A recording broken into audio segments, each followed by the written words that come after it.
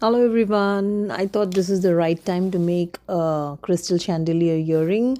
So I'm going to be starting with my basic wire wrap jewelry tools and 4 crystals because they are not very heavy on your ears, and that's the reason I'm using them. I'm starting with a 22 gauge wire, and I'm going to be using a round nose plier for this, but just the tip because we do not want to leave a lot of space.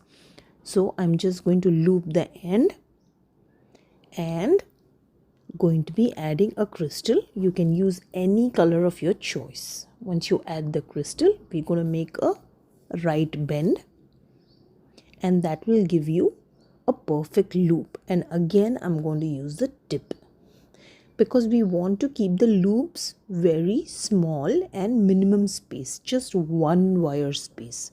We're going to be cutting the extra wire and we're going to be getting the perfect bead link.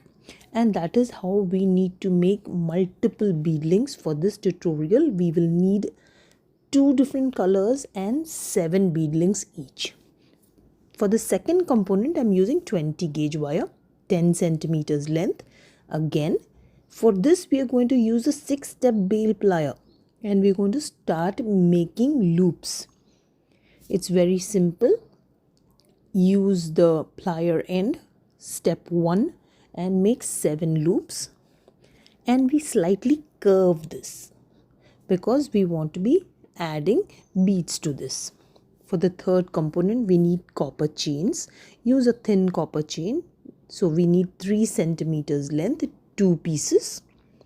And we would also need 10 centimeters length, 2 pieces if you're planning to level up this earring. For the fourth component, we're going to get a 20 gauge wire, 5 centimeters length.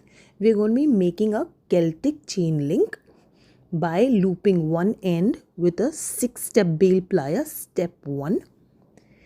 And I'm sure you would have seen this link in my earlier tutorials also. It's very easy. I find it very useful as a connector to add ear wires to any of my chandelier rings. It's very easy, so cut off the extra, and we're going to be using a flat nose plier to straighten and flatten the loops. You can hammer it if you want to hold shape.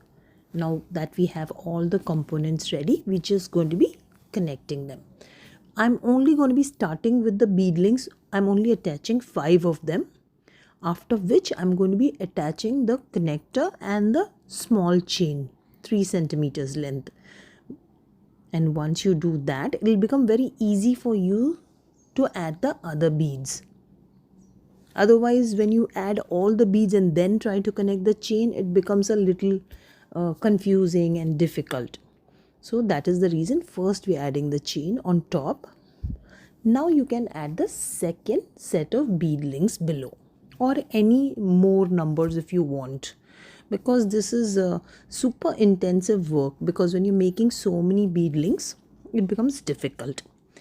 If you want, you can just leave it here by adding ear wires, and you will have your first set of earring ready. This is how it looks. It's as simple as you can go. You can add more colors or more beads if you want. I like this option, easy, beginner friendly. And for the next level, what we are going to do, we are going to just make sure that we are adding up the chain that we had cut down, 10 centimeters chain bits. Just connect it to the pink ends, and this will give you an even more bigger length and flowing look. So a very cute and beautiful look. I liked both of them.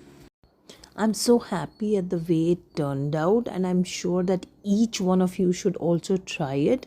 I did try it on myself, and it is not really very heavy. It depends on the number of crystals you add and how thick your chain is.